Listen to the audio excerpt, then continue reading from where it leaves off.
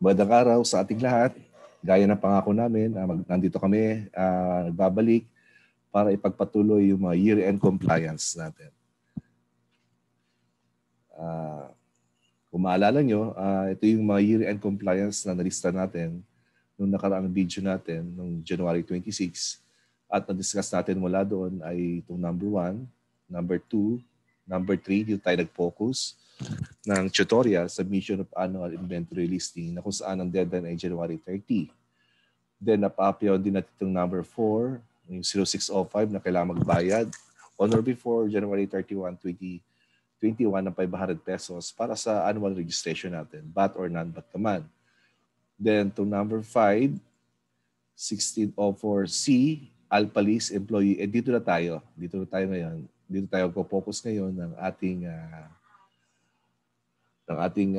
tutorial. Medyo mahaba ito, kaya ating hiniwalay. Then eventually, after nito, kung sakaling may pagkakataon pa ako mag-record ng tutorial, ito namang QAP, South, SLS, SLP, deadline nandun yan, January 31. Pero familiar na tayo dito dahil quarterly ginagawa natin to at may mga tutorial na rin ako dito. Kaya lang, may bago tayong form, yung Alpalis Data Entry 7.0 na kung saan ipapasok dito na yung mga bago, yung QAP, South, sa SLS, SLP, at may mga annual report din yan. Then eventually, magkakaroon din tayo ng tutorial regarding sa 1604E using the latest version of Alpha Data sa 7.0, which is ang deadline naman kasi ay March 1. So ito na. Yan itong 6 and 7 sa susunod na mga tutorial na lang yan. Pero dito tayo ngayon magpo-focus sa 1604C Alpalis of Employees. So nag-list ako dito ng mga guidelines step by step, no, para talaga hindi tayo malilito at magiging kompleto kapag nagpasa tayo. Now, dito sa 1604C Alpalis ay nahati sa dalawang parte kasi dalawa ang date ng submission nito. Una, yung sa part 1, kailangan natin gumawa ng 1604C at syempre kailangan na rin natin mag-record ng Alpalis para ma-print na natin yung 2316. At makapag-generate na rin tayo ng report, na Excel report para may pasa ito on or before January 31. So pinapasa sa on January 31, itong 1604C na gagawin natin ngayon at pati yung 1604C na Excel report. O I mean, yung na-generate na dot file at na-validate, yun ipapasa natin sa January 31. So ngayon ay hindi tayo pupunta sa BIR, kundi pasahan ito ay online lang. So balit, pagdating na part 2, on or before February 28, ipapasa na natin yung manual, yung hard copy na nagawa natin dito sa part 1. Okay? Na kung saan may yung 2316 na mga empleyado ay na-print na natin at napapirmahan. At ito yung ipapasa natin, 1 to 9. Okay, balik tayo sa part 1. So sisimulan natin to as if wala ka pang kalam-alam at ngayon palang first time mo lang gagawa ng 1604C. Okay, ano ba itong 1604C against 1601C? Yung 1604C, yan po ay summary ng report mo ng buwan-buwan na 1601C. So meaning to say, yung magmula noong January hanggang December na gumagawa ka ng 1601C, lahat ng yan ay i-input mo sa 1604C. Pero summary lang. So anong ibig sabihin? Kung kailan ka nagbayad ng January, magkano binayad mo, at anong reference number noon, at magkano winidheld. Yun lang yung pinapasok dyan. Then, sa February naman, March din, ganun din. No? So January to December, pinapasok natin sa 1604C. So ito ay summary lang. So paano natin ito magagawa? Itong 1604C ay nagagawa yan sa pamamagitan ng EBIR Form Offline 7.7. Yan ay kung ikaw ay hindi EFPS user. Pero kung ikaw ay EFPS user, sa EFPS ka mismo gagawa. Pero didiscuss natin yan. No? So letter A mo tayo. Download ka ng EBIR Form Offline 7.7. Kung hindi ka EFPS user, ito ang gagawin natin. Download ka ng EBIR Form Offline 7.7. Ito yung pinaka-latest. Kung hindi ito, ang version mo, kailangan mong ito ang gagamitin mo. Ano po?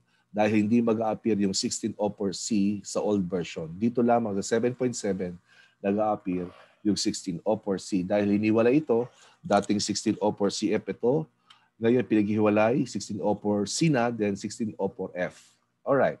So sa tunod na download, sa bir.gov.ph lang. So pumunta ka sa mga downloadables doon at i-download mo yan, then i-install. So hindi ko na ituturo para mabilis tayo. Hindi ko ituturo kung paano siya mag-download at mag-install ng 7.7 sa bagay kasi marami na itong mga tutorial sa YouTube. Okay? Ang importante, ang walang tutorial sa YouTube o bihira na tutorial sa YouTube ay mismong step-by-step procedure kung paano mo ginagawa ang 1604C at yung 2316 na alpha list. Na ito naman ang ituturo natin. Okay? Then letter B. Kailangan mo rin mag-download ng alpha list data entry, yung DE, ibig sabihin ng data entry. Then yung VM validation module. No? Itong alpha list DE and VM 7.0, yan ay may dalawang program. Yung isa ay data entry na kung saan dito tayo nagpapasok ng isa-isa, individual na mga empleyado. At dito naman after natin ma-input lahat-lahat ng yon, iba-validate natin. At once na validate natin, yun naman ang pinapasa natin sa i-submission kasabay nitong 1604C on or before January 31. Okay? Mamaya gagawin natin yan. Letter C. So para magawa ito, kailangan mo i-collecta lahat ng 1601C na sinabit mo from January to December 2020. Sir, nagsimula lang kami ng March or ng April o dito lang po tayo, April to December or March to December. Pero assuming isang taon tayo halimbawa na nakapag-submit ng 1601C, so therefore January to December 2020, ipunin mo lahat ng 1601C at kunin mo lahat ng information na ginawa mo doon. Then gagawa ka ng schedule ng detailed employees per month. Actually, kapag gumagawa ka ng 1601C, dapat gumagawa ka na ng detailed employees ng listing na kung saan nandun ang gross compensation nila, nandun ang mandatory deduction nila, yung SSS, PhilHealth, GSIS kung meron man, then PhilHealth, then Pag-ibig, nandun na yan. So dapat yan, bilistahan ka na yan buwan-buwan para hindi ka na mahirapan. So ito muna ito gawin natin, letter C. So para mabilis ang ating video, ay gumawa na ako ng sample. Yan. So sample company 249, ito empleyado niya 4. So buwan-buwan po yan, January, February, March, April. No, dito sa kulay blue na pababa, ito yung summary na 1601C kunwari. So halimbawa ng January, sinasabit noong February 10. Ano ang payment? GCash, kunwari GCash, kung ikaw ay nagbayad sa PNB, kung sa Land Bank, o ilagay mo dyan. Then yung reference number, kung ano yung reference number ng pinagbayaran mo o yung proof na number na kung saan nagbayad ka ng certain amount, which is the tax withheld 3660. Sir, paano kung hindi ka nagbayad? O di drawing bank, ano mo lang yan, NA not applicable, reference number not applicable, tax withheld 0, ilalagay mo dyan. Pero nagpasa ka naman ng 1601C, so hanggang date ka na lang. Ano po? Now, assuming noong January, ito yung pinaka-detailed na kung bakit natin na-compute na nag-withheld tayo ng 3,660. So ito yon. Meron kaming 4 na empleyado, for example. Si sample 1, sample 2, sample 3, sample 4. For example, pare-pares silang pedido, puro sample. Ito yung birthday nila at kailangan nito mamaya sa alpha list. No? Then gross compensation ng bawat monthly nila. Then sino yung minimum wage earner? For example, meron ako nag-iisa. Itong si sample 4. No? Then we have also the holiday pay, 13-month de minimis, SSS, PhilHealth, HDMI, Pag-ibig. Then we have the taxable base salary, then we tax withheld. All right. So ito, for example, ito yung SSS PhilHealth nila mandatory. Yung taxable basic salary, hindi ko na nilalagay dito. Nilalagay natin yan sa pinakadulo. Magiging importante yan, yung pinaka-total na. Bibigyan ko yung formula. 14 less 17, ito 14. Halimbawa, 300,000. Minus lang yung salary na, yung mandatory, yung 13-month. Sorry. Itong SSS. 14 minus 19, I'm sorry. So 14 minus 19 yan. 300,000 minus yung SSS PhilHealth. ito yung talagang taxable basic salary. Bakit mina-minus? Kasi itong SSS Pilat mandatory o anumang mandatory ay hindi taxable. Kaya ang taxable lamang ay itong gross compensation minus the SSS. So, ba't di mo minus yung 13 month? Kasi ito ay hindi nga taxable. Magiging taxable lang siya kapag reach ng 90,000. Pero yet, ang pinag-uusapan dito ay taxable basic salary ng buong taon. Ito ay pang 13 eh. So therefore, at 300 minus 32, ito lang talaga ang ating taxable basic salary. Okay? So mag-appear yan mamaya sa 2316, maintindihan natin yan kung bakit ito ang nating formula. So now, so as you can see, I have a detailed summary per month of what we have withheld on each month. No? So ito yon, dapat meron kanyan bago natin magawa at para maging mas mabilis ang ating pag-encode.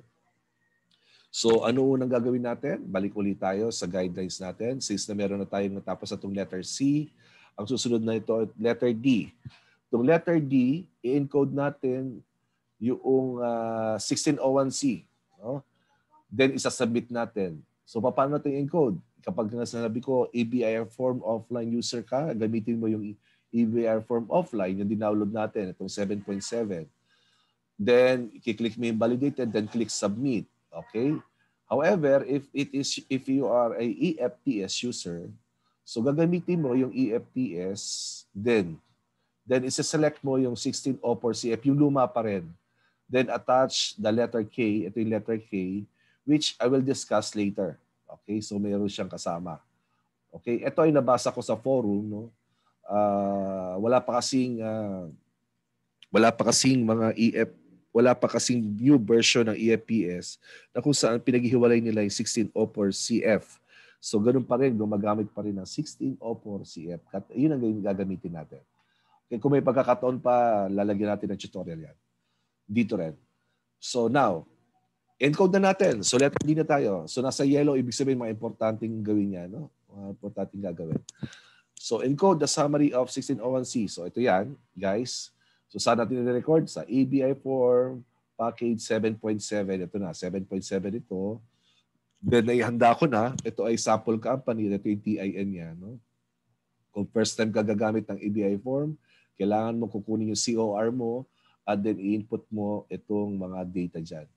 Ngayon nga pala, yung COR mo, yung Certificate of Registration, dapat meron nakalagay doon registered activities na withholding tax compensation. No, kung wala ka namang withholding tax compensation, meaning to say, hindi ka kailangan gumawa ng 1601C not unless may mga empleyado ka talaga at binidildan mo, so no choice ka kundi i-report mo yun kasi nag-withhold ka.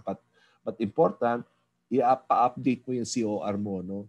Palagyan mo ng registered activity na withholding tax compensation. Yan kung may tao ka. Kung wala ka namang tao at ikaw yung may-ari lang mismo at di ka naman kumukuha ng sweldo, so hindi mo na kailangan gumawa itong ating 1601C, yung monthly, pati yung 1604CF na summary ng mga monthly na ginawa mo. Maliwanag po ba yun? So ngayon, assuming meron kang registered activity na withholding tax compensation, kaya ginagawa natin to. So pipiliin mo dito guys, 1604CF. Yan, so kita mo meron na siya. No? Ito lang version 7.7. Hindi mo makikita to sa ibang mga older version. Dito lang sa 7.7. O pasensya na kayo, nagmamadali ang magsalita dahil tinitipid ko yung oras dahil mahaba itong ating tutorial. Kung meron ka mang hindi naintindihan, pakicomment na lang sa baba at tatry ko na sagutin. Okay, 1604C, piliin, then fill up.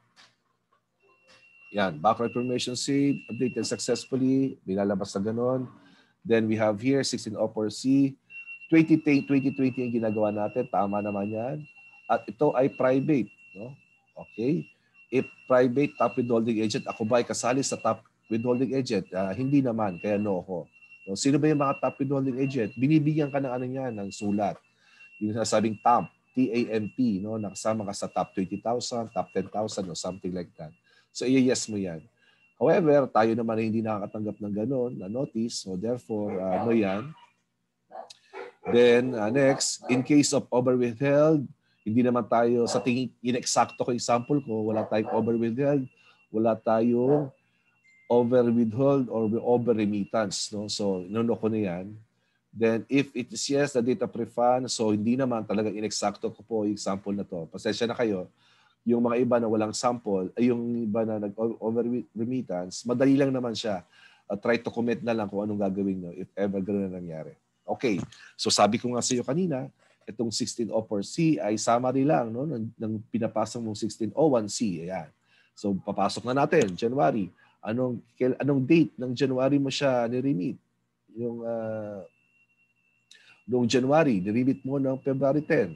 So papasok ko na noong February 10, 2020. So numbers lang ipasok mo, yung slash automatic yan. Drawee Bank, GCash, then number. So ito po, kunwari ito lang, no, 49625140, mahaba. So okay lang ba sa inyo yung dulo ng ilagay ko? Like 2 lang, no? 2 lang yung ilalagay ko para mabilis. Then taxes withheld, 3660.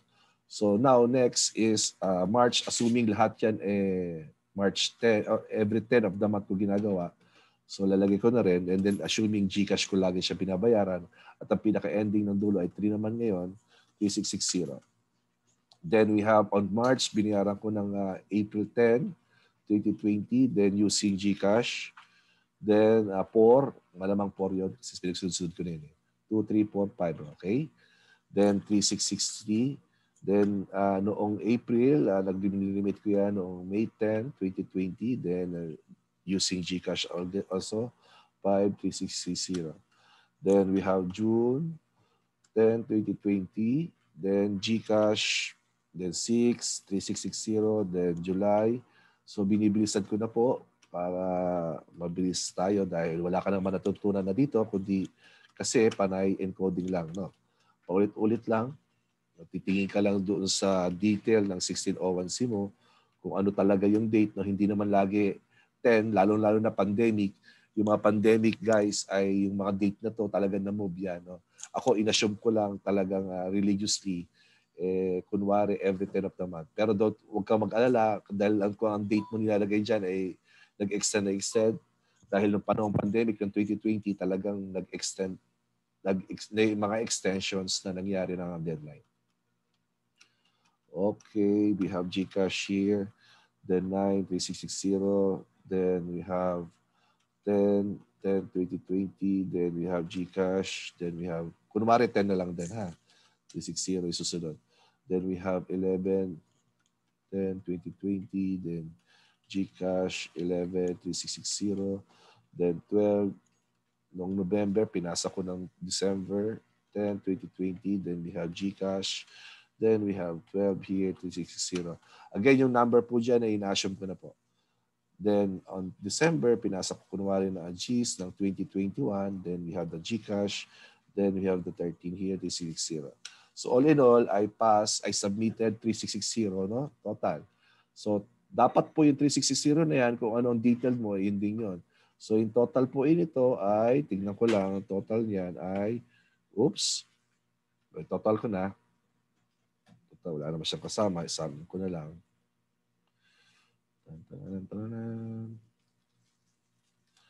There you go, 43. Para maganda.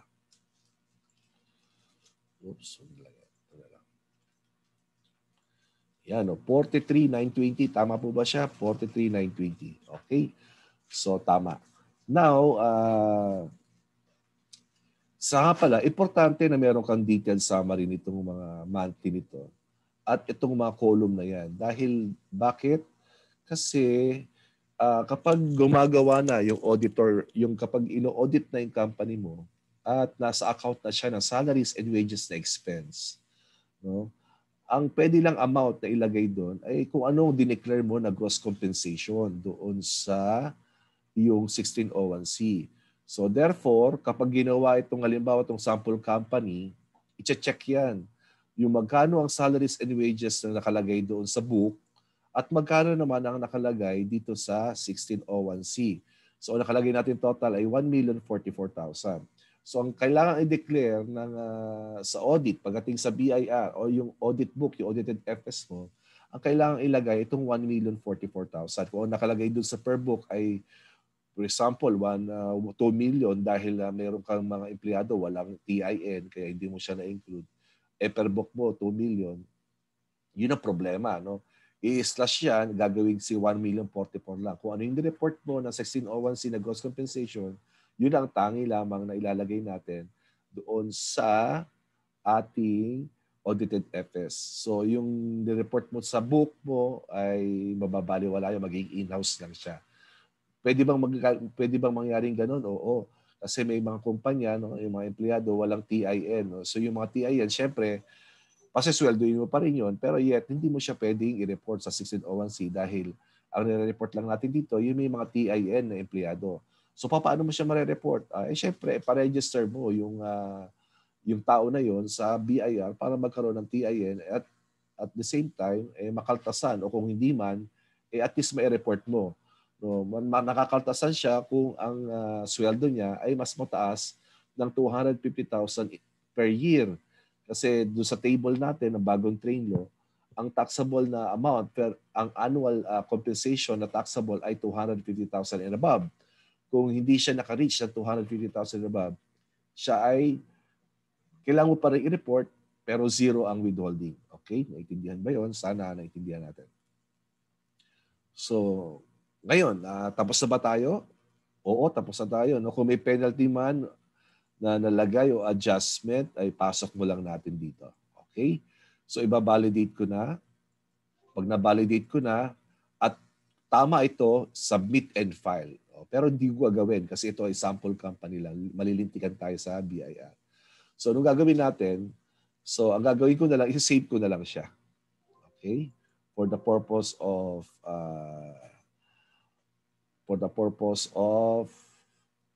saving it as example. Okay? Balik ko ito, ipiprint ko ulit. Yan, ipiprint ko. Then, ipiprint ko ngayon siya, kunwari lang, no? Ipiprint ko siya, pero PDF file lang para maging sample. Print. Actually, nagawa ko na to, no? Ito yan. 1604C. So, i-override ko lang. Okay. So, isa ito sa mga pinapasa natin mamaya sa hard copy pagdating sa February 28. Kaya sinave ko muna siya as PDF file at i-print natin pag pinasa natin ito sa BIR. Yan kung hihingin. Okay? So, next. So, tapos na tayo gamitin ang 1604C. What is next is letter, tapos na yung D. Ayos, very good. So, letter E na tayo. Letter E, prepare ALPA list of employees and use ALPA list data entry 7.0. Encode each employee. Ayan. So, ito na. Itong letter B natin gagamitin natin. Tapos na tayo dito sa BIR Form 7.7. Gagamitin natin itong ALPA list data entry 7.0. Data entry muna, then later ibabalidate natin. So, paano gagawin? Once na-download mo itong 7.0, hindi ko na rin tuturo kung paano siya i-download. Sa bir.gov.ph na niya makikita. Then, install mo lang siya. By default, pupunta yan sa Drive C. Okay, ano itsura niyan? Ang itsura niyan ay ito. Pupunta siya sa Drive C, no? Pupunta siya sa Drive C. Or automatic, magkakaroon ka ng desktop icon, dalawa. Sa desktop mo ay meron dalawang icon. Ipapakita ko mamaya kung ano yun. So, ito yung meron ako BIR Alpha 61. Ibig sabihin, ito yung lumang version 6.1. Then I have a lot of BIR Alpha 70. No? Ang totoo, Alpha 70 lang yan. Wala tong mga pangalan to. Banyadero, Baclaran Echo, wala ganyan. No? Kasi ginawa ko yan, I have a multiple clients. So ito pala yung actually mga nagagawa ko pa. Marami pang ginagawa. Then I have created also sample. So, isang installan lang, then yung mismong file, kinopy-paste ko lang siya, then I rename it to a company which I've been doing na yung 1604 Alpha List. So, nag-create ako ng sample na rin dito. Ayan, yun ang bubuksan natin. Then, pare-pare silang laman po, no? Kung ano yung nasa folder ng ganito, pare-pare silang laman. Daran nga lamang, iba lang yung withholding agent. At ito ay nasa folder ako ng sample. So, ang withholding agent nito is si sample company. Ngayon, kapag dinownload mo to at in-install, may lalabas dyan, hanapin mo itong yung packs na yan. Isa, dalawa. Dalawang packs yan. Ibig sabihin, dalawang program. No, isang BIR 64 version 70 at yung sa BAL 64 O4 version 70. Ibig sabihin ng BAL validation, ito yung pangalawang program. The first program ito. Dito tayo pupunta para i-encode yung isa-isa nating empleyado. Okay? So, double click ko na. Yan. Sa unang gamit mo, pagpa-pop up itong user login at ikaw mismo ang gagawa ng username. Okay? So ako gumawa na to, since na nagawa ko na tong sample na to, na-create ko na ito. So usually, yung username ko admin tapos password, simple lang, no? Baka kasi malimutan mo. Bakit mo malilimutan to? Kasi ginagamit lang tong alpha data entry tuwing quarter or annual, no? Sa tagal na lumipas ng panahon, baka malimutan mo, hindi mo buksan, sayang naman yung na-encode mo dito dati pa. So simplihan mo lang, admin, then lahat ng ganito, ito yung mismong password ko. No? Then okay lang ako. Ngayon, pagka okay mo, kapag unang user ka, may magpa-pop up dyan para pilapan yung withholding agent. Ano yung magpa-pop up? Ito yon, withholding agent. Yan. Magpa-pop up yan. Kailangan mo muna daw dapat pilapan ito. So, since na napilapan ko na siya, nandyan na. So, pwede mo siyang edit. Ayan. Edit. So, since na ilalagay mo lang dyan yung company ninyo, then yung branch, then anong klaseng agent ka, private, line of business. Sa COR mo, makikita yan. No, yung kung ano yung line of business mo dyan. Then, i-assume ko na ito ay non-individual, so corporation ito or partnership. No?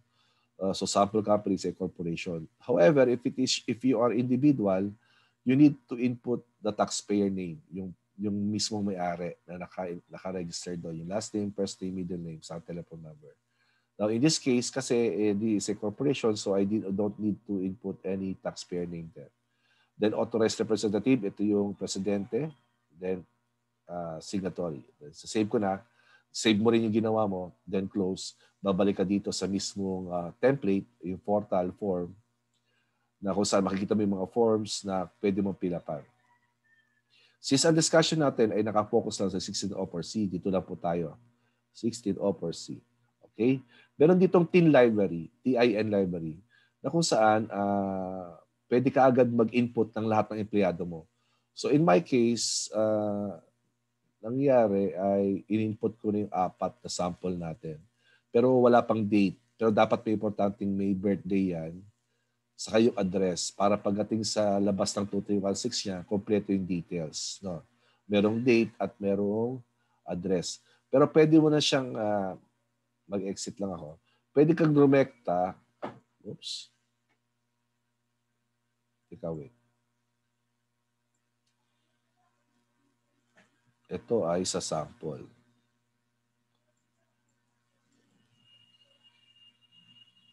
Saglit lang. Then, wait. Huwag na nga, hindi ko na-exit. Then, ito rin, basta tinandyan na yan. Or, pwede kang dumirekta, sinasabi ko kanina, mula sa 16 Offer C, pwede kang magpasok ng mga empleyado dito kung hindi mo pa na ipapasok doon sa TIN library. So, now, let us start. We have 2020, palitan mo yung taon, 2020. Then, leave as is itong mga to. Then, kung wala kang babayaran or over remittance, kung sakasakali mang meron, kailangan mong pilapan yan. Since in our case, wala naman tayong over remittance, over withhold, no? So wala tayong date of refund. So rekta lang ako, binago ko lang yung taon, 2020. Then we have two schedules, Schedule 1 and Schedule 2. Yung Schedule 2 ay list of yung mga minimum wage earner. Then yung Schedule 1 naman ay lahat ng empleyado, either taxable or non-taxable. Itong minimum wage earner, actually, hindi ko siya ginagamit. No? Mahirap gamitin ito. Dito ko na pinapasok kahit minimum wage earner sa Schedule 1. Kung mali man ako, paki-correct na lang. No? Mapapansin mo kasi dito kapag nag-schedule to ka, mamaya makikita mo kung bakit ako nahihirapan dito ipasok. Palibas sa bago lang to, wala pa masyadong detailed na tutorial dito. Ang meron ay yung mga luma. So dito sa Schedule 1, ito talaga yung listahan ng either you are a taxable or non-taxable. Pwede mo ipasok dito. No? Kasama na dito yung mga minimum wage earner. So ngayon, remember, meron akong listahan na ng mga empleyado. Sabi ko nga sa'yo, detailed. No? So una, may 4 akong empleyado, then iyan ipapasok ko na isa-isa.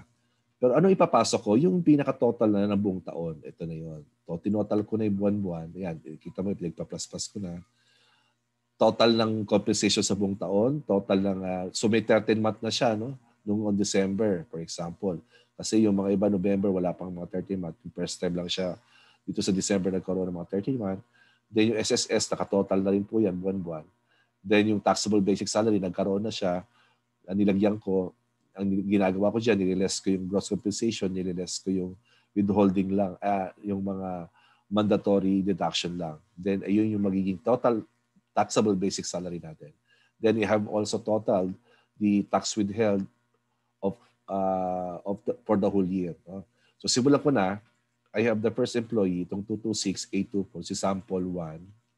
So, add ako, then 226,824, 254, tab, yan.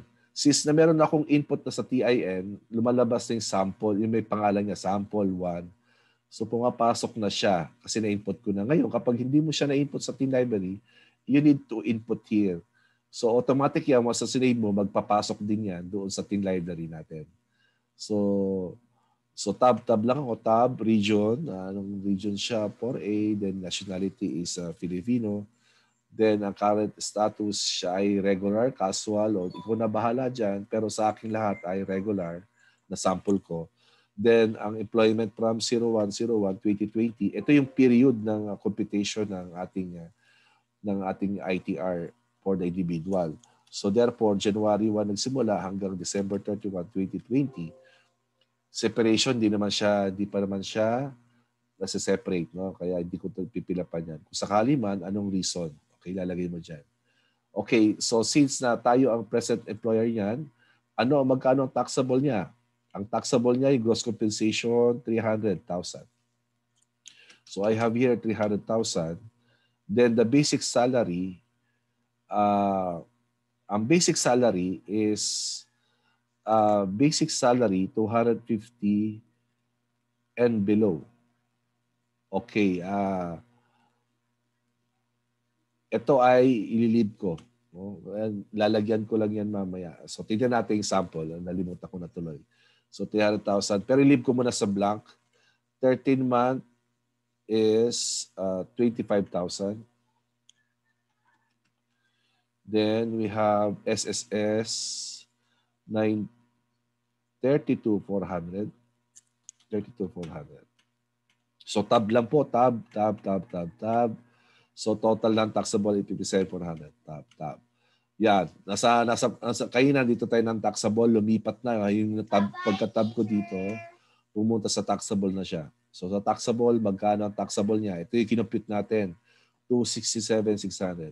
267,600. So paano po nakuha yun? Minus lang yung SSS sa gross compensation, SSS mandatory, PhilHealth Pag-ibig. No? So now, na-input ko na, then taxable ba yung 13 month niya? Hindi, kasi 90,000 above lang yung taxable. Then next. Then we have here, pumunta na siya sa other items, kakatab ko. No? Then we have, kapag tinab mo to, mag-auto-compute na yan. Ito pala yung tax niya sa loob ng isang taon, 3,520. Tama ba na pagka-compute natin? Oo, tama, 3,520. At pinakaltas natin ito, buwan-buwan ng 293.33. So therefore, magkano ang binideld mo from January to November? Ma-minusan mo lang yan. So ito, 3,520 minus noong December. So 3,226.67. Yan yung total remittance ko ng January to November. So magkano ang amount withheld mo ng paid December? 293 pa? Yes, ayan din yung binideld ko ng December. So tally tayo. So wala na. Okay na tayo. Save. So nakatapos na tayo ng 1, no? So kapag natapos mo, every employee na natapos mo, i-print mo na yung 2316. So anong gagawin natin? Before you print this one, kailangan una, isarado mo ang lahat ng Excel mo. Ayan. Pati yung mismong worksheet na blank. So wala na nakabukas. since I'm using 2010 na Microsoft Office, ito paki-note, no? Baka ma-experience niyo diyan kahit na kinilik mo tong 2316, may magre-report dito yung error may error pa rin sa sinasabi diyan, please quit MS Excel Office. Pero na-ano mo na, 'di ba? Na-close mo na. Minsan ganun pa rin nangyayari. So anong solution doon? Teka lang, mag-open ulit ako ng Excel. Ang solution doon is ilalagay mo itong AlphaList data entry as a trusted location kasi para kumbaga ito may program no meron siyang macro programming automatic na dinidisable niya yung pag-a-add ng information at pag-create ng another sheet. So therefore, lumalabas yung error na hindi pa rin makapag-generate ng 2316. So what will you do is go to the option, then merong Trust Center, then Trust Center settings, then meron ditong trusted location. Okay. So nagkataon, meron na ako. Nilagay ko na yan. So paano ka maglalagay doon? Dito lang, add new location, then iba-browse mo yung AlphaList na yon, no? So nasa Drive C yun. Drive C, then yung nasa sample na ginawa ko, then itong template. Piliin mo itong templates, then okay. Then okay. So, the specified has already been added. Ito nandun na yan. Pero okay ko lang. Tinignan natin kung paano ko siya ginawa. Okay? Then okay na ako. Yan. Okay, okay. Then ko-close ko na ulit itong mga Excel na to. Naka-open pa ba ang Excel? Wala na. O subukan natin mag-generate. Form 2316, click. Pang, start to Excel. Yun, 2316 imported. So successful tayo. No? Tingnan natin. Yun, nakita mo yun, nag-blink-blink ng Excel. Tingnan ko. Yan. So pumasok na sa 2316, naglabas na. So si sample 1, RTO057. Ayan, sabi ko sa inyo, lagyan nyo ng address no, doon sa TI9 library, sign date para mas kompleto. Okay? So siya ay, kita mo, magkano ang 13 month is non-taxable. Ang basic salary niya lang na taxable ay 267,600. Paano yan? Gross compensation, 325. Tama ba 325 ang buong taon niya na-receive? Tignan natin yung sample. Nagsarado tayo. Buksan natin yung... Yan. Totoo ba na si sample 1 ay naka-receive ng 325? Oo. Yung gross compensation yung 300 saka yung 25,000 na 13 month. Tama. Okay? Na-receive niya. Then ano pa? Then minus daw yung non-taxable. Ano yung non-taxable? Yung 13 month, tama. Hindi non-taxable yan. Kung 90,000 ba yan, taxable na siya. So 32,400, mandatory din na hindi yan kasali. So 57 talaga yung non-taxable. So ano lang tax niya, taxable niya? 325 minus 57,400, 267. Which is, itong 267 na to, nandito yan, ayun, no, 267. Okay? So anong ginawa natin? 300 minus 32. Kung gusto mo siyang isama tong 25, pero gagawin mo gross compensation to 325 minus 25 minus ito.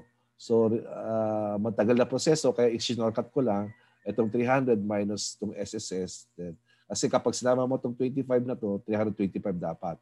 Magka-cross, ima-minus mo lang uli. So therefore, may sama. 300 minus 32,400 kaya 267. Tama ba? Yes, tama yan. Okay? So yan lang yung kukumpitan, ayun yung basis ng compensation niya, ng taxable niya. Then pupunta yan sa table at nagkataon naman, nakaprogram na yung paano i-compute ang taxable due. Kaya ito na yon, tama yan.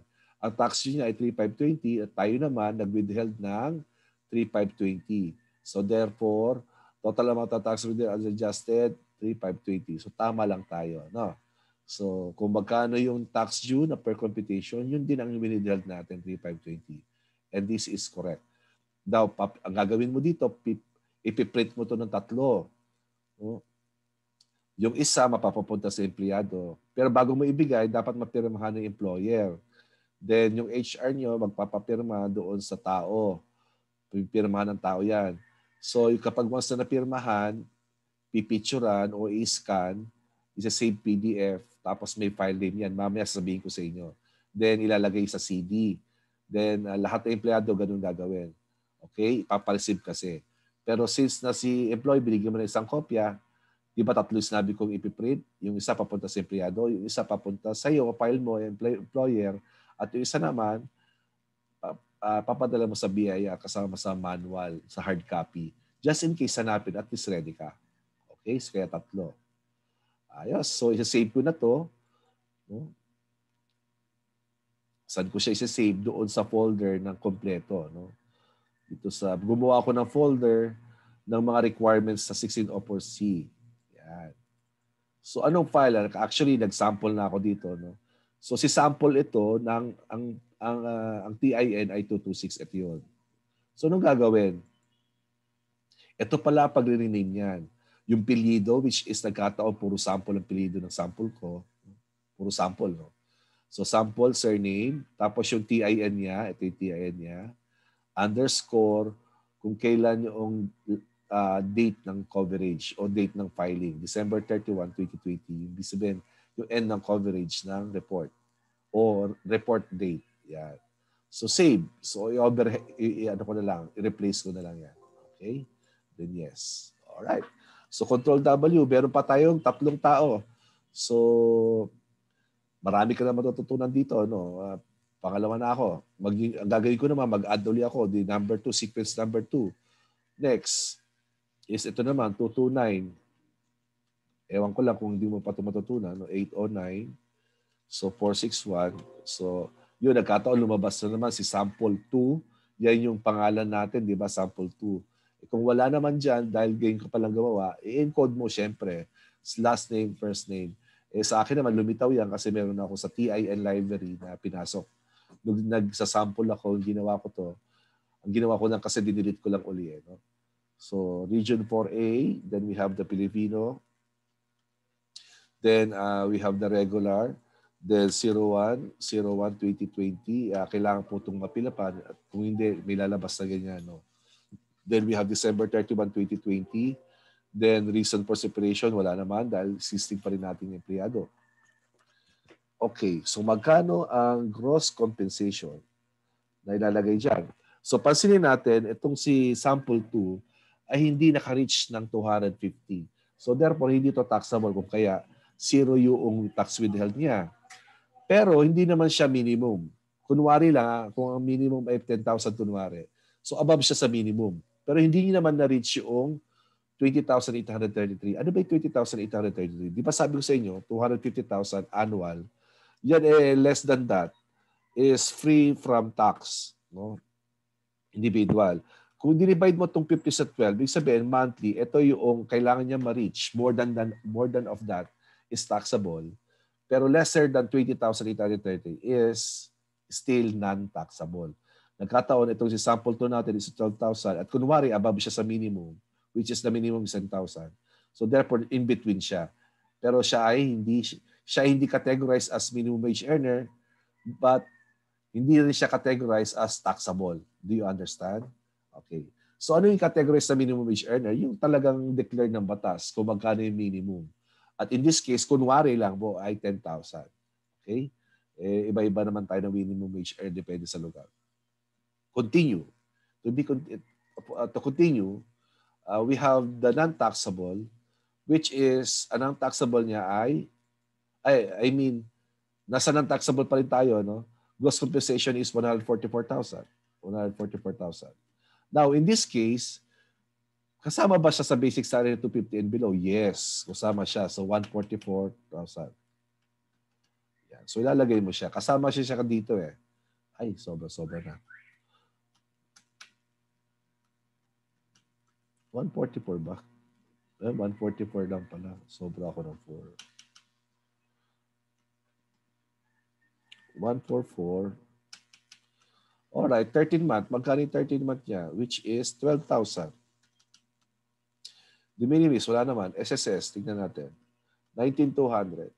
19,200. Oops. 19,200. Okay. So, okay. Meron ba siya? Wala. Tab lang ako. Tapos kapag nasa last ka na, pag tab mo yan, ilipat ito sa other, ano ba tawag dito? Basta, other folder. Yun. So, magkano ang taxable basic salary niya? Ang taxable basic salary niya ay 124,800. So, 124,800.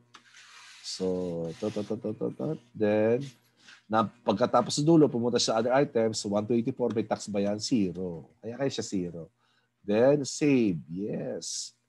Okay, so na-save na natin. Tingnan nga natin teka lang, wait. No. Revert. So, tingnan ko to sa number 2. So, sa inquiry natin, dalawa na yung napapasok natin. Ayun, kita mo. Okay. Then we have the cross compensation, no? Sa nandito present employer, nagto-total lang siya. Then going back lang ako. So ang gagawin ko, since natapos ko na si number 2, anong usapan natin? Mag-generate tayo ng 2316 at bago natin mag-generate, magko-close muna ng mga Excel. Kung kaya nag-close ako ng Excel. Then, meron pa ba akong open? Wala na. Form 2316. Here we go. Starting Excel. Then, yun, 2316 imported. Ano ba itsura ng kanyang 2316? Let us see. Ito ay si sample 2. Yan. Kita mo? So, basic salary ng less than 250, 144. So, total talaga niya ng taxable is 175. Okay? Then, total compensation. Mali ako dito. Supposedly, ang gross compensation niya ay mali ako dito. No? Sorry. Teka, wait. Nakasarado na pala Excel ko. Hanapin natin yung pinaka-tutorial.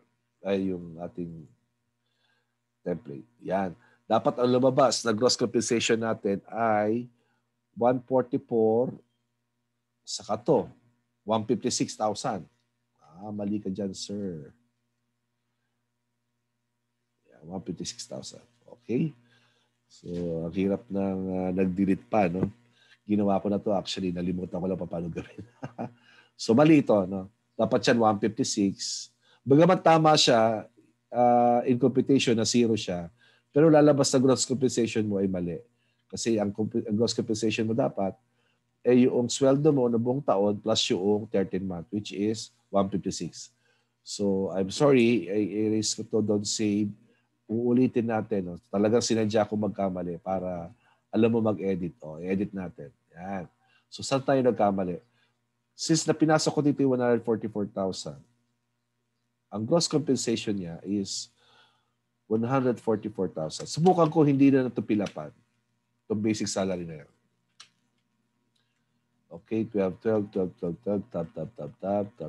tab. Then we have 124,000 ba yun? Yeah, 124,000, tab. So anong binago ko lang po? Sa other items din pa rin. Ang binago ko lang po is, yun, nag-156 na. So wag mo na palang pilipan itong basic salary. Okay? So, sorry napilapan ko ng 144,000 kanina. So ngayon, ay save ko na. Yan. Tingnan natin nga na itsura. I-close ko na ulit itong Excel ko ulit para mag-generate ng 2316. Andito na si 2316. Starting Excel. Tanan, 2316. Yes. Lumabas na siya. Yun. Ito si sample 2. So wala siya dito, no, amount. Tama lang yan. 124 yung basic salary niya, which we have computed. Then 156 minus 31. So 156 pa. Natanggap niya talagang pera. Bubuksan na tayo ng Excel yung ating buksan natin yung ating source ng tutorial. Yan. 144 plus 12, ayun, 156. Tama. Tama ito. Okay, walang sablay ito. Magkapustahan man. Okay? So 124, since hindi naka-reach sa 250, siya ay non-taxable, kaya 0. So ang gagawin natin, Control S, save natin doon sa folder na may mga sample, no? Ito. So ito ay si 229. So puro sample siya yung surname. Ito yan, then save ko. Override. Yun. Woo! Control W ulit tayo. Wag na muna. Sige, close ko na. Susunod naman, pangatlo. O nandiyan ka pa ba? Gising ka pa ba? Nakailang oras na ba tayo nag-record? So, Mag-add uli ako, pangatlo na to. Next is, ito malaki, 40,000. 267. 267. 671. Ay, 671. 584. 584. Oh, lalabas uli si sample 3 na to. So alam mo na ang dahilan kung bakit lumabas yan dahil nasa library ko na. Then we have the Filipino, then we have a regular status, then 01 01 2020, then 12 31 2020, then amount, hindi tayo magkakamali dito, 480,000. We skip this one, basic salary, then 13 month is 40,000. Then we have the SSS is 38,400. Dolby 38,400. Sa taxable is yung difference lang 441,600. 441,600. Yan. Magkano ang taxation? 4,400. Tama ba? Yun. 4,400. Total within natin ito. Tama. So, ang gagawin natin, magma-minus lang tayo, guys, ng January, ng December payment. Ito, minus yung December payment natin. Yan. 37,033. Itong tax withheld, 37,033.33. Then, yung withheld ba natin ay 3366.37 noong December. Tingnan natin. 3366. Alright. So, tama. So, malamang tama to. Magkano ng taxable? 520. Yan ba talaga ang receive niya na amount? Then, 520 ba talaga receive yan? O paano natin malalaman? 480 plus yung 13 month. 520. So, tama na yan. So, save ko na. Hindi ko na generate yung 2316. Okay? Then, add ulit tayo pang-apat. Huling-huli na to. Ito to si minimum wage earner, 414. Sabi ko nga sa inyo, guys, hindi na ako para mag-exit ako, no? Hindi na ako lumipat para sa schedule 2. Dito ko na gagawin si schedule 1 din. Hindi ko alam kung tama. Hindi ko alam kung paano ang resulta nito. Pero check ko na rin kung may mga comment kayo, sabihin mo lang sa baba, no? Babaguhin na lang natin. Pero itong minimum wage earner, dito ko na rin papasok. Binago ko lang 2020, add update. Then, okay. Then we have the last TIN, 414. Add pala ko. 414, we have 414, 999. 999, 66655. So, yung pinagsasabi ko po, yung mga sinasabi ko po ay mga TIN. Then we have also, I have also encoded it already sa TIN library, kaya lumabas lang siya. And then we have the Filipino here. Then we have current employment is regular. Then we have here 01/01/2020. Then, oops.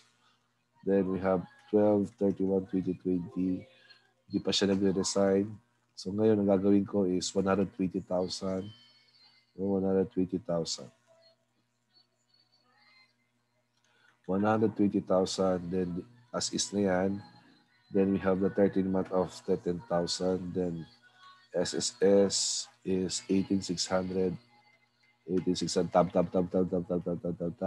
Taxable 0,0000. So, ang taxable basic salary niya ay 10,000.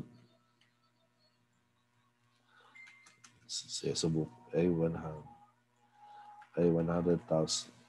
Ma-minus, magkano ba yan? 101,400. 101,400. Yan. Yung 101,400 may tax due, wala naman. Alright. So, save. Alright. So, tingnan natin yung resulta niya na sa Excel, itong minimum wage earner. So, ang gagawin ko lang, boborahin ko lang to, save ko lang yan, tanggalin ko yung Excel ulit. Then, generate form 2316. Starting Excel, 2316 imported. Titingnan natin, itsura, yan. So, itsura yan, ganito, yan. So, sa tingin ko sa akin, 130 ba yung natanggap niya na gross compensation? Tingnan nga natin.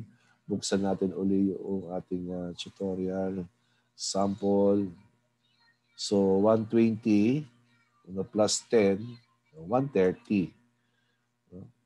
130. Sana.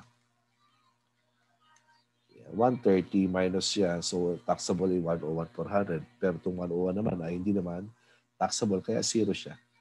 Alright, sa tingin ko, wala namang pinagkaiba sa 231. Wala namang, sa akin, sa permission ng 2316, yung minimum wage earner ay tama din naman. No? So, hindi ko ito sa save. Ngayon, subukan natin. Bakit ko sinasabi na hindi ko doon pinasok? So, exit ako. Papasok ko ngayon sa Schedule 2. Subukan mo. Kunwari yan, sabihin ko lang sa iyo kung nilalaman ito yung Schedule 2. Add update. Yes. So, ito ay alpha list of minimum wage earner. Yan. So, papasok ko yung TIN. Dito ako nalilito yun. Factor use, number of days. So, subusin natin. Add. No? Sige, pakita ko na lang sa iyo. So, dito sa taas, madali lang. Pero meron ditong factor use, number of days divided by year. So siguro yung number of days, for example, yung pinasok mo. So kung napasok ka, tuwing linggo lang ang absent. So sa tuwing Sunday lang, rest day. So 52 ang Sundays no sa buong taon. So 365 minus 52, yun lang siguro. Then i-divide mo sa 365. I don't know, yun ang pagkakaintindi ko. But yet, hindi ko alam. Please, pakituruan ako dito. Hindi ko to kabisado to. Dito pagdating dyan. Mahirap na, no? Tapos gross compensation. Tapos, meron pa nakalagay dito, basic story minimum wage per day. May kung 10,000 nilagay natin, ano kaya per day nun? Then, magkakaroon naman ng basic story minimum wage per month. Then, basic story minimum wage per year. May per day na, may per month pa. Ewan ko kung nagkukusa ba to. Hindi naman nagkukusa to. Nagkukusa yan pero para sa tingin ko mali. Subukan natin nga. Pasok tayo. 414. 414. Please enlighten me. No? Yung mga nakakapanood na expert na dito. Yan. 01, 2020. 12/31/2020. Yan. Yan. So, sinabi ko, 10,000 yung cost compensation yan. Basic minimum wage per day. O, ano gagawin ko? So, dito, ano ba to? Kunwari ay, mga cellphone. Kunwari, every Saturday, Sunday lang. Baka mali ang pagkaintindi ko dito eh. 365 minus 52, we have 313 days divided by 365. We have a factor of 0.86. Yan. So, sabi, bali mas enter. Minimum wage field. Ito, dapat daw meron. Hindi ko alam kung magkano ang ano to. Halimbawa, 400. Ayan. So, nagkusa to, 28.67 per month. Ano ibig sabihin nun? The minimum wage 344. Ba't ang baba? Baka mali ako dito. O 361. Kapag 361. Kapag 361, may point, automatic naman na to hanggang tens lang siya.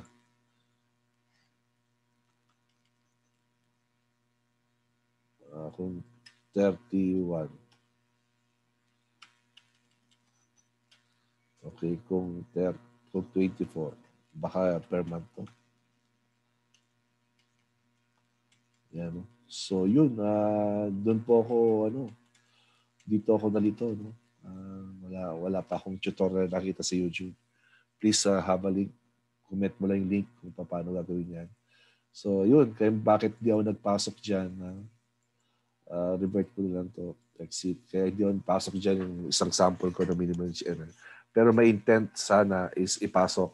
Pero yung nagsasample na ako, nagte-testing ako kanina, hindi ko siya magawa.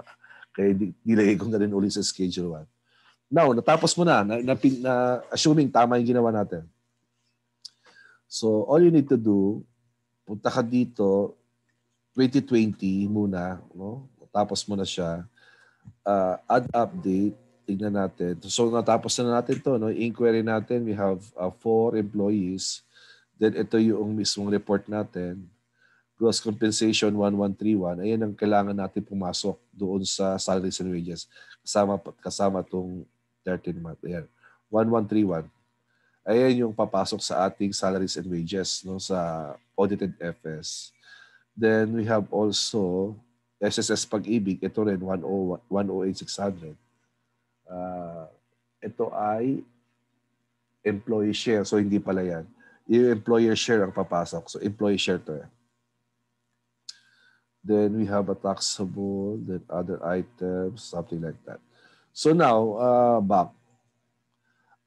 Since na dito sa individual na to, ang magagawa natin dito ay 2316. Okay? Gada individual. So, gagawa na tayo ng report. Do you want to exit? Yes. Anong sabi natin sa susunod na step? Update TIN. Ito na. Na-encode na natin to. No? Update TIN library. Yan. So, kapag na-exit tayo, back to main muna ako. Ito, TIN library. Yan. So, nakita mo dyan yung mga TIN natin. So, for example, sa top, itong si sample 1, edit ko lang. Kung wari ang date niya ay 01/01/1979, save. Lalagyan natin address, kunwari Baclaran.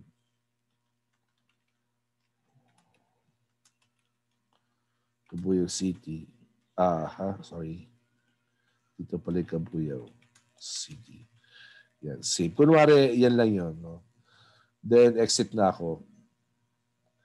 So, nasa puting lupa siya. Hanapin ko lang doon sa sample. Ililink ko lang pa sa sample. Sorry. Yeah.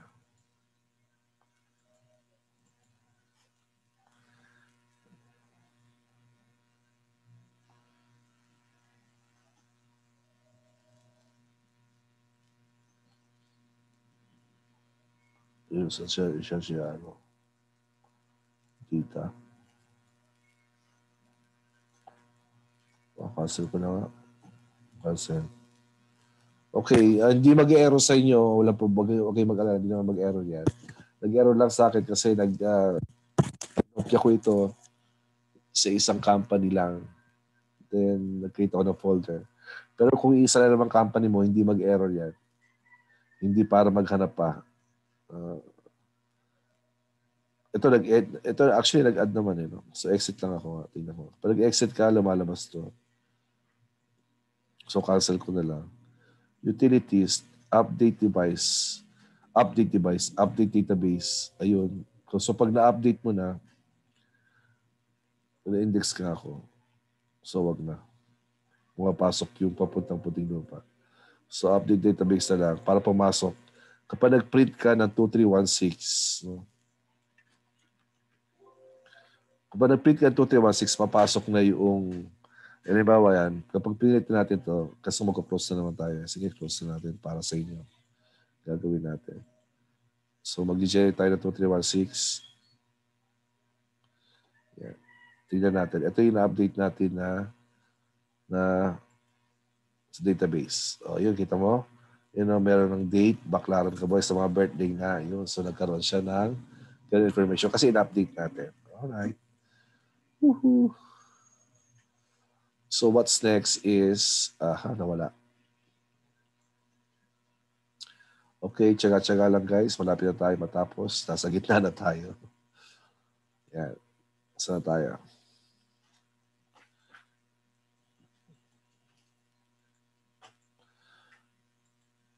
Prepare alpalis. So, ito yung ginawa natin. Update, ito rin ginawa natin. Generate, 2316 for each employee. Ayun. So, ang ginawa natin kasi kanina, bawat pasok natin, nag-generate natin 2316. So, importante, i-update mo muna yung library mo para lumabas yung birthday. Then, saka mo balikan yung mga 2316. Then, once encoded all, generate 1604C, C, Excel report, then save in print. So, itong sinasabing 1604C Excel report, dito yung makikita. So, exit ako. Yan, generate file. Ulit back. 1604C ito, generate file. So gagawin ko, generate file. Mali. Wag muna to. Ito yung pang number, ano yan? Number I yan. Letter H tayo. So back to menu. Mali ha. So 1604C. Dito ako papunta. 2020. Then add update. O print inquire ba yun? So, exit ulit. So, 2020, print inquire pala. Yun. Ito, I'm sorry, ito. Print inquire. Yun. Yan, nandito. O kaya doon rin pala. Doon din pala pwede. Tapos may makikita ditong Excel report. Yan. Itong Excel report, pipindutin ko na. So, therefore, para sigurado, like, close ko lang itong mga Excel din.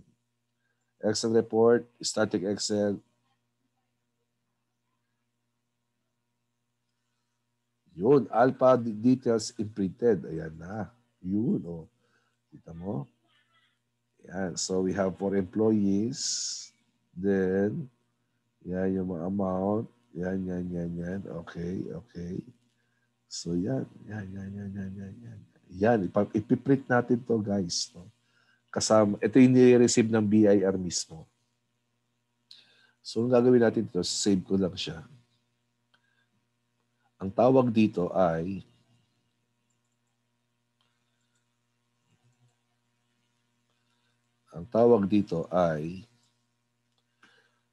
BIR form 1604 C schedule. Okay? Yan, save. Yan. So, after nyan, hindi mo yun ang ipapasa. Ipapasa mo yung hard copy yun, pero hindi mo yun ipapasa para sa 31. Ang ipapasa natin, itong gagawin natin ngayon. E di nagawa mo na extra report. Bap, ano ipapasa through e-submission? Ito, 220 guys. Then generate file. Ito. Yan. So yan. Sa puting lupa, sa sample natin ilalagay. So wag mo akong alalahanin. No? Ikaw ay walang mga ganito. Hanggang BIR Alpha 70 ka lang na folder. Kaya automatic dun papasok yon. Ako ay marami lang client. Kaya nag-multiple ako ng folder. So dito ko lang papasok sa labas. So save ko na. Do you want to view the file created? Yes. Ito yung tsura niyan. Okay? Yung file name, wag mo babaguhin dahil yun na mismo talaga ang automatic yun. No? Ito yun, no? Kita mo? Ito yung TIN ng company. Then we have the branch, yung 4, 0. Then 12/31/2020, ito yung reporting year, reporting date. Then we have 1604C. Yan ang mismo talaga pagkakasunod ng file. Now, after mo na ma-generate yun. So, ano gagawin natin? Balik natin yung Excel natin. Yung guidelines natin. Ayan. Lapit na tayo matapos. Yan. After mo ma-generate yung date file, hindi siya date file, dot file. Bakit dot file? Ayan o, dot file. Ayan o, dot file. Okay. So, after mong ma-generate yung dot, malaki pala, dot file, iba-validate mo na yan. Validate the dot file using validation module. Ayan. Ito na yung magiging silbi ng pangalawa nating pangalawa na program sa loob ng AlphaList. No? So, gagawin ko na ngayon, double click ko na. Kung may mag-error man sa akin, wag mo intindihin. Ignore ko lang. Baka sa iyo walang error. The best for you. No? Ito yun, tsura nun. Ewan ko bakit nag-error sa akin. So, ipapasok ko na ngayon yung AlphaList. Pero gumagana pa rin naman. Yung AlphaList. So, yung TIN ng sample company, 249-775, then 375. Kung hindi mag-error sa'yo, di okay. Then 2020. Yan. So, ano yan? 1604C. Yan. Okay? So, iba-browse natin. Saan natin pinasok yan? Doon sa sample. Nakalabas lang. Yun, ito. Okay? Then, okay. Yan.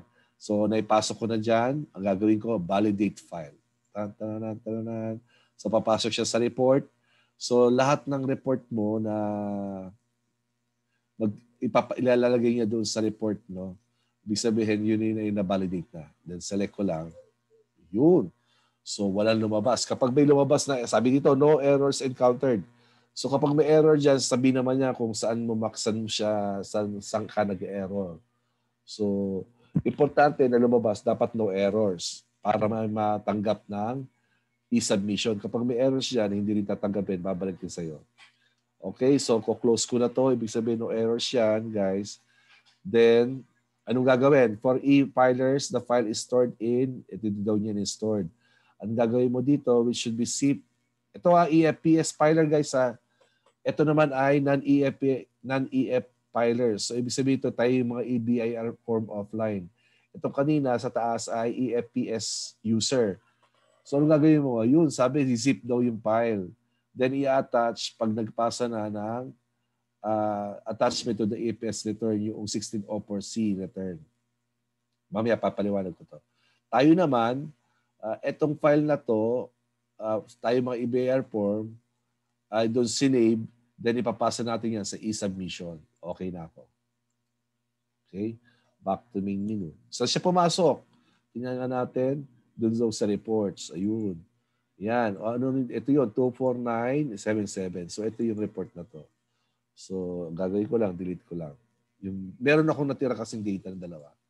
So, yan no errors. Okay?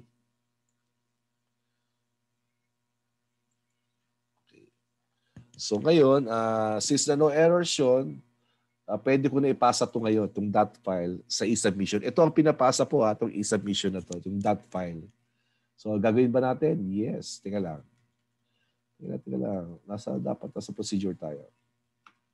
Sunod, validate. Submit the validate file, EBIR form offline user, email to submission, EBIR. So nagawa na natin kanina, itong 1604C, binalidate natin, then sinabit natin, pero hindi natin sinabit. Ito ang ginawa ko dahil sample lang. Kayo, kailangan yung i-click yung submit button, then intayin nyo yung BIR confirmation. So tayo naman, after nun, ito namang dot file, ang gagawin natin, pupunta tayo sa Gmail account ko. Then inbox, compose, So e-submission, yan. Automatic na sa akin. Nakaregister na sa aking email. ebrsubmission@bir.gov.ph. Okay, then ang gagawin ko dito is, ang pagpapile ito is Alpalis 2020. Okay? Alpalis tapos yung TIN ng company 249 yung company mo na Sample Corporation o company ba to? Ano bang ginawa ko dito? Sample company nga. Name ng company, then yung 249 775 375 1234, gawin mo ng 5.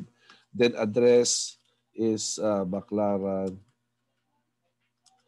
Cabuyao City, Laguna. Alright. So ito yon. Then ano i-attach mo? Attach mo po yung dot file. Kunin ko na, hanapin ko na lang. Ito. Attach mo po ito, itong mismong dot file na validate na walang error. Yung ano po? Excuse me. Then ito. Yan. Yun na po. Na-adapt na. Then send. Siyempre, hindi ko isa-send yan. Okay? Hindi ko na siya isa-send. Kasi nga, sample lang yan.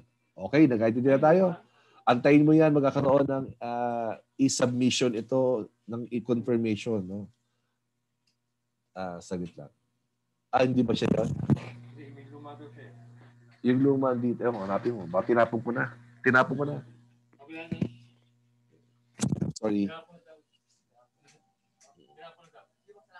Okay, so nasa na ba tayo? Sorry, may bisita lang. Okay na? Okay na yon, i-submission, ayos na. Tapos, na-complete na natin ito, nakakompleto na natin ito. Ngayon, kapag naman ikaw daw ay EFPS user, itong dot file na to, ang gagawin mo dyan, ay right-click mo, gagawin mo add to archive. So, ibig sabihin, i-zip mo. Then, bubuksan mo yung EFPS mo, EFPS login,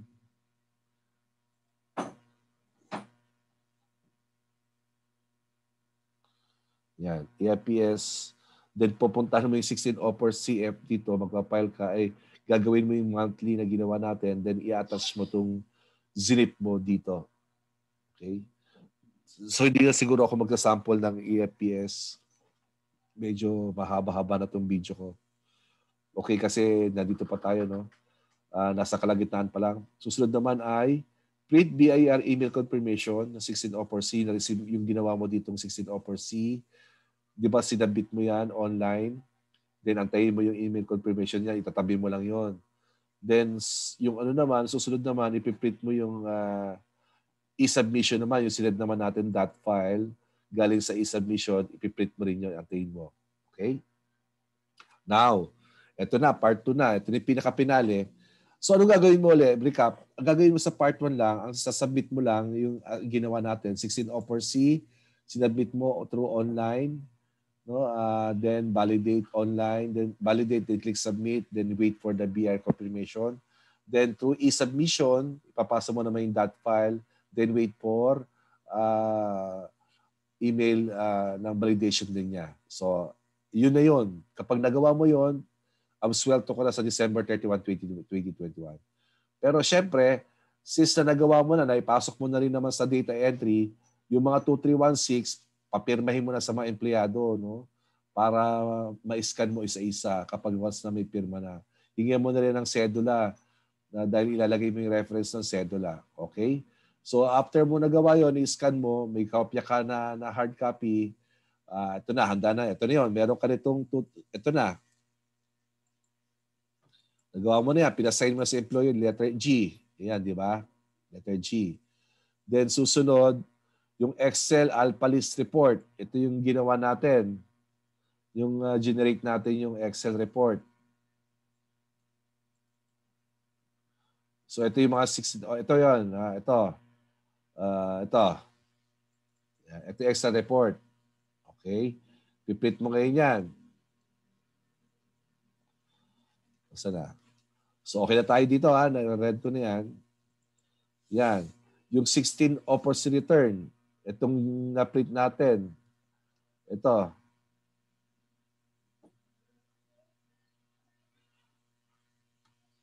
Ito. Yan. Ito to mismo. Print mo rin din yan. Baka hanapin sa BIR yan. Since na pag na-print mo yan, letter H niya, pero syempre yung email confirmation no, na galing. Piprint mo rin. Then yung submission na email, ipiprint mo rin. Then, yung sign 2316, meron kang hard copy. Then, ang gagawin mo dyan, ayan, print 2316 copy, 3 copies. Print 2316, 3 copies. Have it signed by employer-employee. Give 1 copy to employee, 1 copy for employer, and 1 copy for BIR. Yung 1 copy for BIR, ito yung sinasabi natin. Okay? Tapos, 1 sign, scan each 2316 and save it. So, 1 sign, scan. Wala pang ED. Scan each 2316 and save it to CDR or DBDR. Ang bawat file name ng empleyado ay ganito. Surname muna, then yung capital, no? For example yan, surname, underscore, yung TIN, wala pa lang ano. Then underscore, yung report, 12/31/2020. Yan, mababasa mo yan sa RR, Revenue Regulation 2-2015. Yung patakaran na yan. Okay? Then after, yung RR 225 Annex C notarized. O ano itong tsuran to? O, dito, may sample ako niya. RR 2 2050 Annex C. Ayan. Hingi ka na lang ng copy sa akin. Sworn Declaration ng Annex C. So ayan.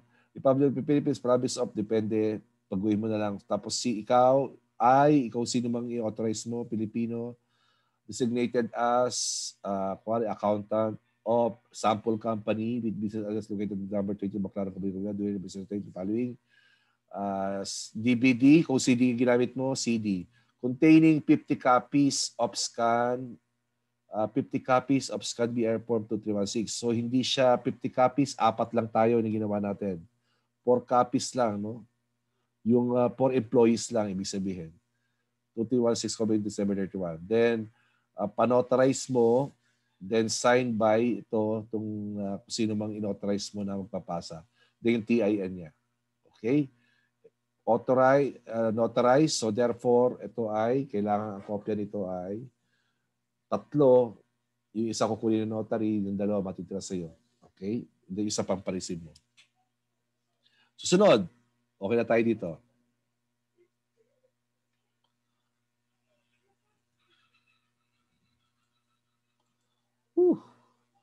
RR 11 2013 Annex F. Ayan. Sama pa itong Annex F. Ano itong Annex F? Ayan, ito. Guys. Oh, dahil pala pinapasa, sir. Oo.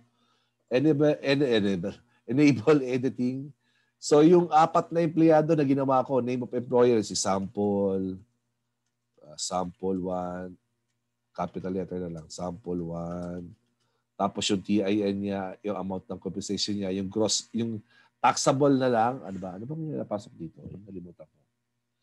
Amount of compensation, yung gross na lang, no? Lagay mo yung gross. So we have the summary here.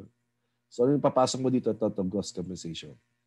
Yan ba o ito, taxable basic salary? Ito na lang, taxable. Ano ba talaga pinapasok dito? Please correct me if I'm wrong. Ang ipapasok ko kapag ako magre-report, ito, taxable basic salary. Di naman sinabing amount of compensation, di naman sinabing gross or taxable. Kaya dito na lang. Okay? Please correct me if I'm wrong kung ito talaga or yung may kasamang 13-month or ito lang taxable basic. Please correct me if I'm wrong. Pero kung gagawa na ako, gagawin ko na siya, itong taxable basic salary lang ang nilalagay ko. Then the tax due withheld to 353,040. So yun. Then 4 na, nothing follows, pagdating ng 4. Then pirma, overprinted name ng may-ari, sino man. Then ipapanotaryo, itong panotaryo na ito ay lalagyan pa ng documentary stamp. 30 pesos. So ibig sabihin, 2 yan. Okay? Close ko na. Nasa na tayo, mga kapatid? Dami. Yan. So yan. Annex F with 2 doc stamp. Kaya nakalagay dyan. Susunod. CD, letter number 8. CD label as prescribed in RR 2015. Di ba may CD tayo? Pinasok natin yung 4 na empleyado dyan. Ano itsura daw ng CD? Pati ba naman yun? Opo. Yun. Ito. Annex B. Ito itsura niya. Le-label mo lang ganyan. BIR form 2316. Tapos may BIR logo. Name ng sample company. Then TIN. Period cover December 31, 2020. Number of scanned copies, 23 copies. So 4. Signature of overprinted name, authorized representative. Tapos 1 of 5, 1 of 1 lang. Kapag iisa lang yung CD mo. Okay? Next. Notarize SPA. Yan. Ito ay depende sa RDO nyo. No? Pero talaga, kapag ikaw kapag ang magpapasa authorized representative, kailangan siyempre na SPA sa kanang board reso. Kung SPA, kung ito ay single proprietor, then kapag naman hindi, board reso. Kapag corporation naman, board reso sa sex cert ng authorized representative. So, na-authorize po yan para baka hanapin, at least nandyan na, hindi ka na babalik pa. Opo, ito tong siyam na to. Para sigurado, ano po, yan ang dalihin mo. So, ano gagawin natin? 2 sets po ito, except CD. Siyempre, isang set lang yan. Then yung 2316, kasi nga, pang BIR na lang yun, yung hard copy. Then everything else ay 2 sets. Pa-receive mo, and then yung isa pang pa-receive, yung isa hindi. Ngayon, kung hindi naman na kailangan itong 64 offer return, o at least dala-dala mo kung sakaling hanapin. Email confirmation, dala-dala mo. No? So ang dito, yung number 1, yan ito lang nire-receive dyan, yung Excel Alpha List Report. Yan po yung tinatatakan lang. So kaya siya yung number 1. Kung pagkasunod-sunod nyo yung mga dokumento mo, ito yung pagkasunod-sunod dyan. 1, 2, 3, 4, 5, 6, 7, 8, 9. Alright. That's all, guys. Kita mo naman ang tagal, no? Ang tagal na i-discuss sa mga ibang YouTube diyan na walang ganitong ka-detail na tutorial paano yung 16 upper C. Ngayon, kung may mali man ako, please correct me dahil sinasabi ko naman sa iyo kapag hindi ako sigurado. Ano po? Since bago naman to kasi na itong mga version ng ating ginagamit, halos wala pa tayong experience ito. First time lang natin gagamitin ngayong taon na 2021 para sa taong 2020 report. Now, as promised, itong mga susunod na mga other topics niyan, sisikapan natin gumawa ng video dyan. Alright, thank you very much. Kapag nagustuhan mo ang aking video, please LSS, likes, share, or subscribe and share. Thank you.